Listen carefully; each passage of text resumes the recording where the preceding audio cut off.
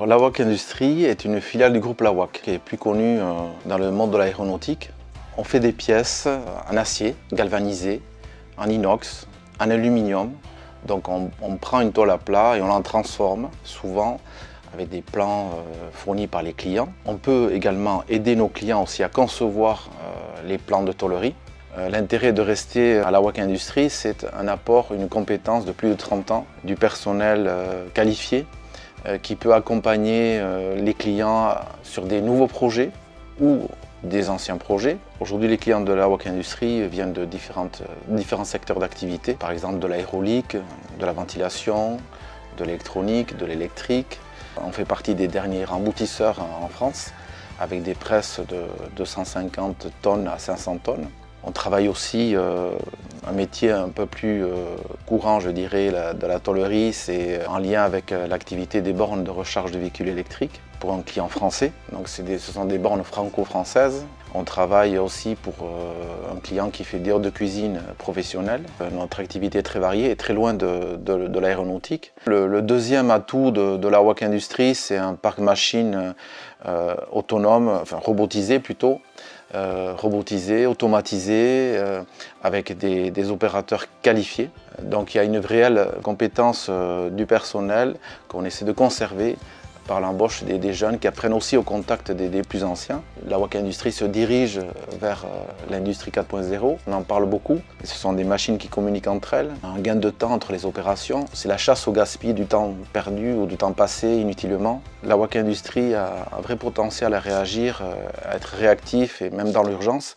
Bien souvent, des clients nous demandent de travailler, de faire des pièces en moins de 3 semaines alors que le délai normal est de 6 semaines.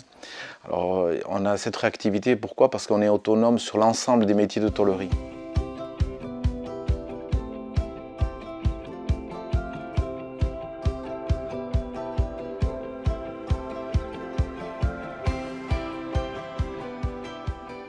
Donc la tôlerie industrielle, à la différence de l'aéronautique, ça va se composer en 5 étapes. Donc une première étape d'études, de bureau, où on a un bureau d'études et de méthode. Une seconde étape qui va être orientée découpe, avec des machines de découpe, donc poinçonnage, laser. Derrière ça, on aura, donc, après qu'on ait notre tôle à plat, on aura un axe de pliage, de formage, où on va avoir les presses plieuses ou encore de l'emboutissage.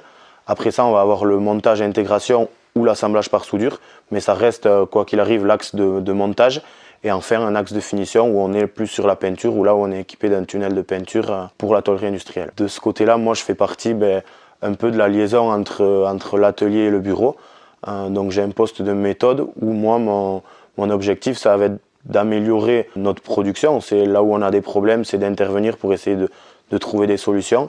Je vais aussi travailler sur nos retours gamme. Ça veut dire aujourd'hui on a un nouveau projet. L'opérateur il va dire attention, ça on le fait comme ça, mais il y a peut-être un autre moyen de le faire. Donc moi je vais intervenir, on va étudier la chose et on va faire en sorte en fait que ça se passe dans la meilleure des méthodes, et c'est le but de mon boulot aux méthodes. Alors moi je suis arrivé ici à la suite d'un bac pro donc en chaudronnerie industrielle. J'ai fait des stages en atelier et donc après ça on m'a proposé un BTS, de continuer en BTS. Donc j'ai fait ce BTS en alternance ici avec Lawak Industries. Donc j'ai été dessinateur pendant 2 ans, je faisais partie de l'équipe du bureau d'études. Et suite à ces 2 ans, donc, j'ai eu la chance de pouvoir intégrer une école d'ingénieur, et cette école d'ingénieur aussi en alternance, donc avec Lawak Industries toujours, où là j'ai eu plus donc, un poste orienté projet, et notamment avec un projet qui a été un peu ma ligne de route, c'était la mise en place du robot de soudure. Suite à ces 3 ans, j'ai signé mon CDI là, le 1er octobre en tant que responsable des méthodes et des outillages. J'étais au chômage déjà. Et mon papa qui me disait quand est-ce que tu vas commencer à travailler?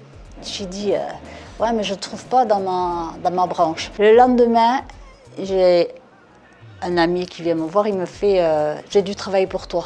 Dépêche-toi, arrive. Et là, j'étais là, ah bon et tout. Et puis, je pensais à mon papa qui m'avait dit, quand est-ce que tu vas travailler? Et là, j'y vais et j'atterris en 1989. Et j'y suis toujours.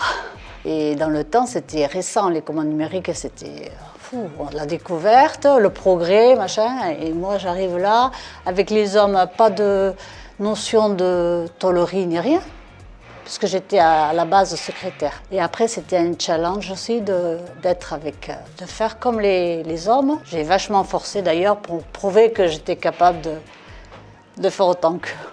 Principalement sur une poinçonneuse, voilà, beaucoup. Hein. Après, j'ai fait un peu de montage, un peu de pliage. Depuis 1 an, je suis au magasin et au contrôle. Avant, j'étais donc sur commande numérique dans la production. Là, je réceptionne une pièce qui a été sous-traitée, donc je contrôle s'ils ont bien effectué la pièce. Voilà. Et après, je le range, je le stocke. Voilà. Je l'enregistre et je le mets en magasin pour le donner par la suite aux collègues. Au magasin, donc, aussi, je fournis le matériel pour les collègues, quand ils ont besoin de visserie, carton, outils, vérifier le stock, l'inventaire. Il y a de la bienveillance. Et surtout, plus ça va, plus il y en a, parce que bon, on forme une famille quand même. Mes collègues, voilà, ça fait 30 ans que je les connais et il y a des liens qui se créent. Et voilà.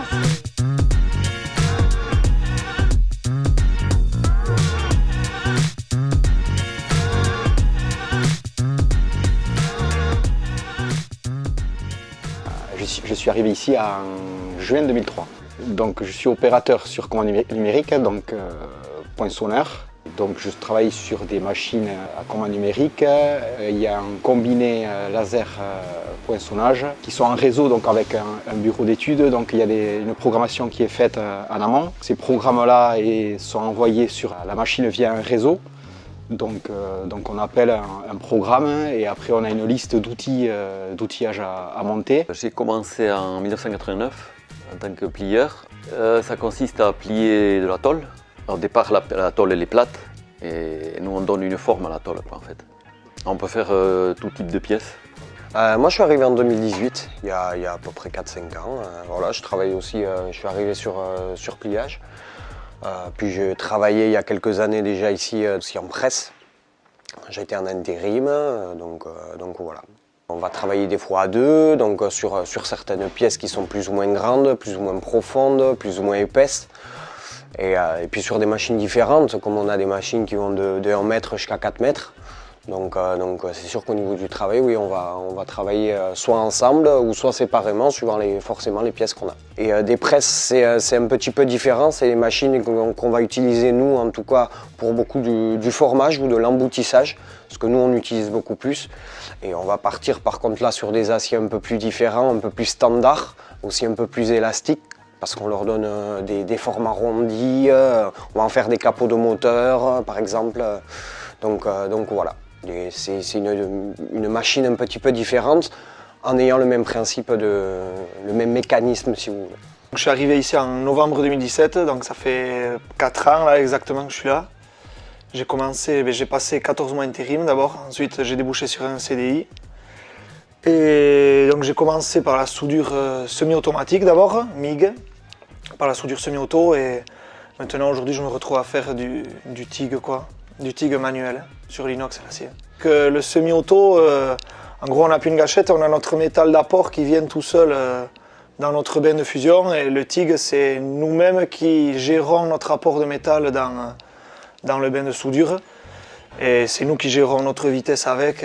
Il y a plus de paramètres de précision qui rentrent en compte dans la soudure TIG quoi. Alors je fais de l'acier, de l'inox, que ça, et en inox par exemple on fait beaucoup de carters de refroidissement, donc en gros c'est une double enveloppe avec dedans un serpentin afin que l'eau elle fasse bien le tour de la pièce, et nous on vient souder le tout, on vient souder les 2 enveloppes entre elles en fusion, et c'est quand même des pièces assez minutieuses parce qu'on nous demande d'être 100% étanches, donc elles sont testées ici en interne. Donc nous on garantit aux clients que les pièces partent d'ici étanches. On m'a formé aussi avec un autre collègue sur la soudure robotique. Et là c'est totalement autre chose. C'est de la soudure robotique semi-automatique. Dans un premier temps, le mouvement robotique à gérer. Donc on programme le robot en fait d'abord à faire tel et tel mouvement à telle vitesse. Et de là ensuite viennent les paramètres de soudure en fonction de la vitesse robotique. Voilà.